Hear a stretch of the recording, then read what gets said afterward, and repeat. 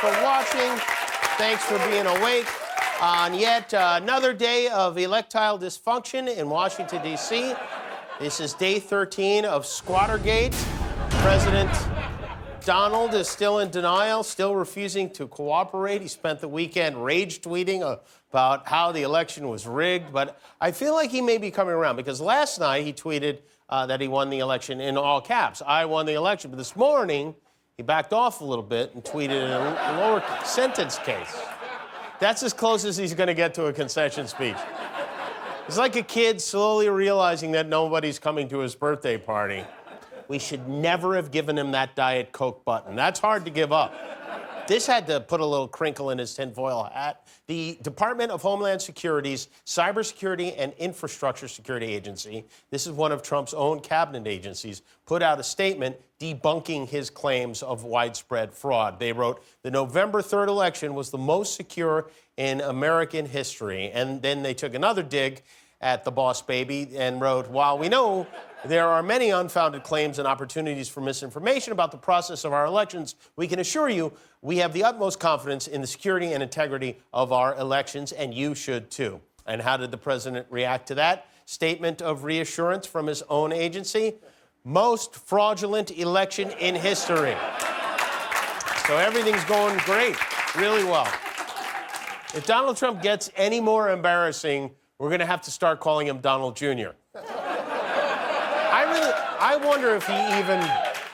wonder if he even believes any of this garbage he's spreading. He says it was rigged. He says everything is rigged. When Donald Trump says something is rigged, you can rest assured that it probably is not. We're running against a rigged press. It was a rigged race. Some of the voting is rigged. Florida was rigged. The game was rigged. Our country is rigged. The economy is rigged. The Republican system was rigged. Hillary Clinton was rigged. The media is rigged. These polls are rigged. The whole deal is rigged. The banks are rigged. The process is rigged. I think my side was rigged. It's a rigged everything. The whole deal is rigged, folks. Rigged, rigged, rigged. Rigged. Rigged. Rigged. Rigged. Rigged. Rigged. I call plenty of things in this country rigged. Yes, you do.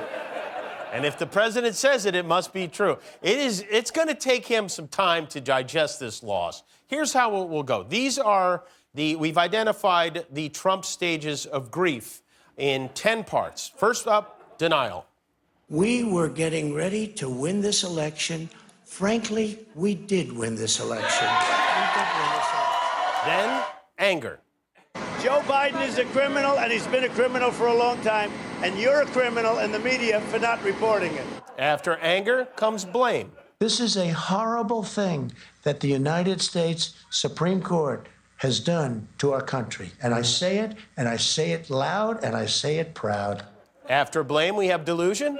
I see thousands of ballots, right? Unsolicited ballots being given out by the millions, and thousands of them are dumped in dumpsters. Litigation. There's tremendous litigation going on. Discombobulation. If people wanted to get their ballots in, they should have gotten their ballots in long before that, a long time. More delusion. I've done more for the black community than any president since Abraham Lincoln. Incoherence. I could tell you stories about Lady Gaga. I know a lot of stories about Lady Gaga. And John Bon Jovi, every time I see him, he kisses my ass. Hallucination. Lumbee, Catawa. Drip, drip, drip, ha, drip, drip. Bing, bing, bong, bong, bing, bing, bing. Wiggle, waggle, wiggle. And finally, acceptance. This was China's fault. Okay, well, that's as close to it as he can possibly get. Now bend over and take it like a man getting spanked with a rolled-up magazine. It's just going to take time. 4 more years, he'll be over the whole thing. And it may take his supporters longer than that. There was a rally on Saturday in Washington, what they called the MAGA March. They're about 995,000 short of a million, but don't say that to White House Press Secretary Casey Macaroni, who did what Trump press secretaries are expected to do. She added a few zeros to the total. She tweeted, amazing, more than 1 million marchers for President Donald Trump descend on the swamp and support best base in political history. We love you guys. Even Sean Spicer was like, it's a little much. Local authorities estimated the size of that crowd at around 10,000 people. But bear in mind, in fairness to Kaylee, if you ask her how old she is, she holds up her fingers and says this many. So the president did not speak at the rally, but he did take a ride through the crowd to give a tiny little thumb up on the way to the golf club he would never allow any of those people to join. I think I have an idea to solve this. And I know I've had other ideas to solve this, and I know that they haven't solved it. But here's another one, all right? You with me on this, Guillermo? I am with you, yes. Thank you. Here's what we do. We tell Trump he's going to re-sign the presidency. We hand him a piece of paper. It says, I, Donald J. Trump, hereby re-sign as president of the United States. We give him a big fat Sharpie, let him go to town. Once that thing is notarized, we put him in a sack and ship him right back to Mar-a-Lago. Yeah? Trump is desperate for a win right now. He took a victory lap today after the very good news that another COVID vaccine is on the way. He wrote, another vaccine just announced, this time by Moderna, 95% effective. For those great historians, please remember that these great discoveries, which will end the China plague, all took place on my watch. And don't worry, we'll make sure that no one ever forgets what took place on your watch. That's the one thing you don't need to worry about. With the virus hitting all-time highs, Trump's new top COVID advisor, Scott Atlas, who he found on Fox News, urged people in Michigan to rise up against safety measures in their state. Down with safety. But the fact that we have two viable vaccines is very good news.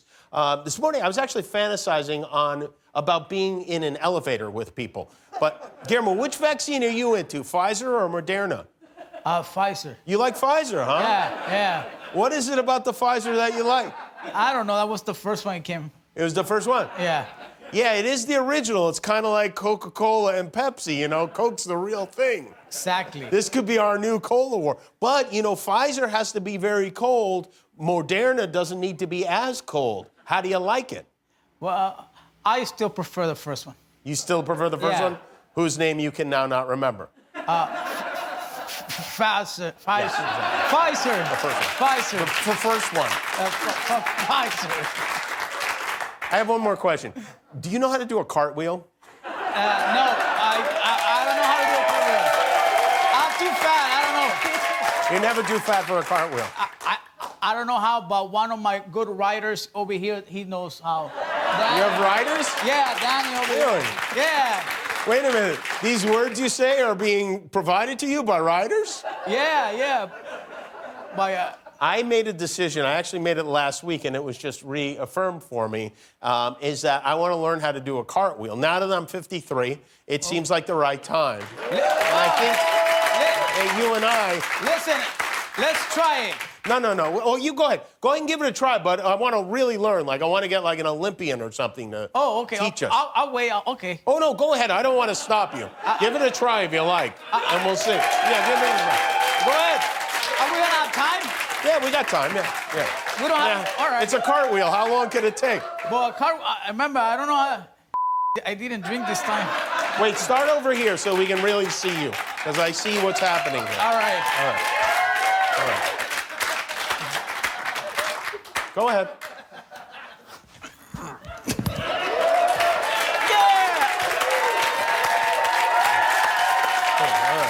right. That was actually really good. Oh, my God. No, it was terrible. All right, what the hell were we talking about? Oh, Trump, right. Of course. Trump, yeah. What else? So they're now the Trump lawyers are now 1 for 24 in court, wasting our money trying desperately to convince a judge, at this point any judge, that there was some shred of voter fraud. Multiple cases were dismissed and withdrawn today because they have no evidence. The odds are piling up against Donald Trump, but when you're the underdog, who do you go to when you want to win a big game? When you are you don't know. That's right. You go to Rudy. Every ballot they could see, it just had Biden's name on it. Nobody else, not even another Democrat. Now, why does that happen? It happens because you know you're behind, Dominion notifies you, you call off the counting, and then you start doing ballots like this. You can't do the down ticket. That's why you have Biden and no down ticket, because they just had enough time to get Biden's name in. Right, it's true. I read about it on a JPEG on Facebook. By the way, it looks like someone treated himself to a new pinky ring there, huh?